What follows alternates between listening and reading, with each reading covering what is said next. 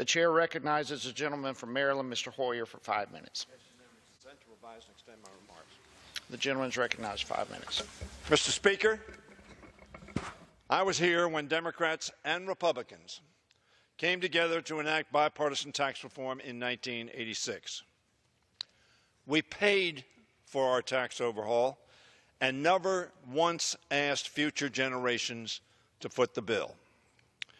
President Trump said in July that tax reform is, and I quote, going to be easy. I'll admit that to someone like him who is new to government, who may not understand fully how Congress works, that what we achieved in 1986 may, in hindsight, appear to have been easy. It wasn't. It was difficult because it required compromise. It was difficult because it required trust. And it was difficult because it required both parties to make tough choices and share the burden of taking responsibility along with the benefit of claiming victory. Somewhere along the way, Mr. Speaker, it seems that many in the Republican Party lost sight of this truth. First on health care and now on taxes, they've decided that it would be far easier not to work with Democrats at all. So they've chosen a partisan path where the only ones with whom they have compromise are themselves. It's going to be easy, they said. And the result?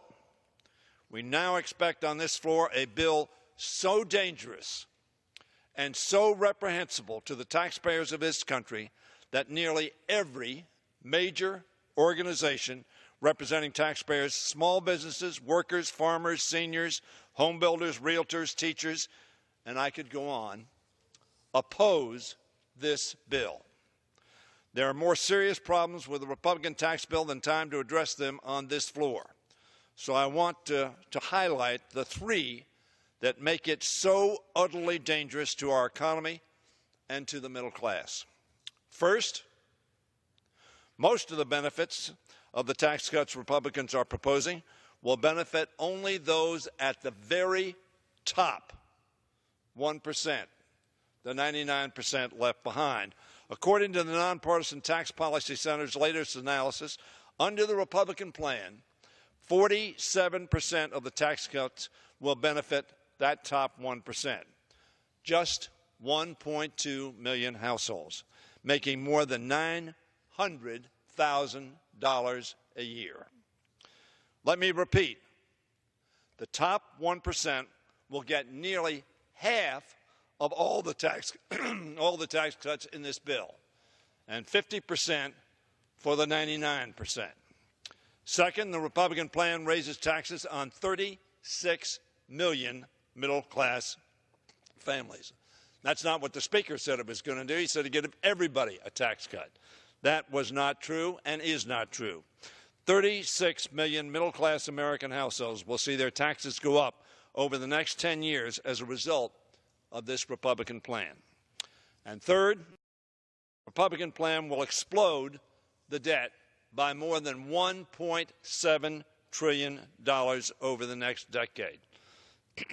This bill is the granddaddy of all debt creators. This means that those tax cuts, more than half of which benefit only the top 1.5%, will be paid for by a huge tax increase on our children and on our grandchildren. The late Senator Russell Long of Louisiana liked to cite an old ditty about who gets stuck with the pain of tax increase. He said, "Don't tax you, don't tax me, tax that fellow behind the tree." Meaning, of course, that none of the voters want a tax increase, so if you raise taxes, make sure it's someone else who's out of sight and out of mind. In this case, sadly, Mr. Speaker, that fellow behind the tree is a child. This is a tax increase on all those children. It's a child who can't vote and doesn't have a voice in this debate. The Republican plan asks members to pile $1.7 trillion or more of debt onto our children and grandchildren and put the fiscal sustainability of our country at further risk. And when confronted with this fact, we hear only the same arguments we heard in 2001 and 2003, before the last major Republican effort to cut taxes, precipitated the worst recession in our memory and a period of severe budget tightening that led to disinvestment in our country under the threat of sequestration. And that argument, flawed and false, is that these tax cuts will grow the economy so much that the ensuing growth will magically erase all the deficits we know their plan will accrue. So easy, Mr. Speaker, so easy. The cuts will simply pay for themselves, we're told. We've been told that before, of course. The cycle repeats. Republican promises that tax cuts will pay for themselves, followed by massive deficits. 189% increase in the deficit under Ronald Reagan, followed by Republicans insisting that we respond with austere cuts to investments in our people and in opportunity. So easily they forget. But middle-class Americans will not forget who is responsible when their taxes go up, when their tax increases pay for tax cuts for the top 1%, and when, in the years ahead, more and more investments need to be cut to pay the interest on the debt under which this plan will bury the children and grandchildren of America. And all because my colleagues across the aisle wanted to skip out on doing what they knew would be hard, just as they did when former Ways and Means Committee Chairman Dave Camp introduced his comprehensive tax reform that was responsibly paid for. That's Dave Camp, Republican, state of Michigan. He's retired now, but he offered a responsible bill, and it was not even considered by his committee. He asked his colleagues to do something hard, of course, but they dismissed it. Dismissed it out of hand because it would have required hashing out a difficult compromise. But easy is no synonym for successful. President Kennedy told us that we do these things, we choose these things, that is, tackling our greatest challenges, not because they're easy, but because they are hard. So I ask my Republican friends, no, I urge them, set aside this dangerous, reckless, irresponsible bill.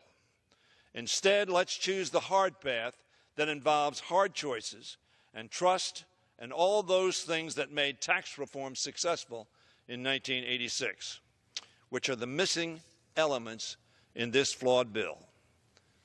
Mr. Speaker, Democrats are ready to sit down with you and work on this challenge together. It won't be easy, that's a promise. But if we do it together, if we do it in a way that doesn't balloon the debt or raise taxes on the middle class, we have a chance to do it right. Let's take that chance.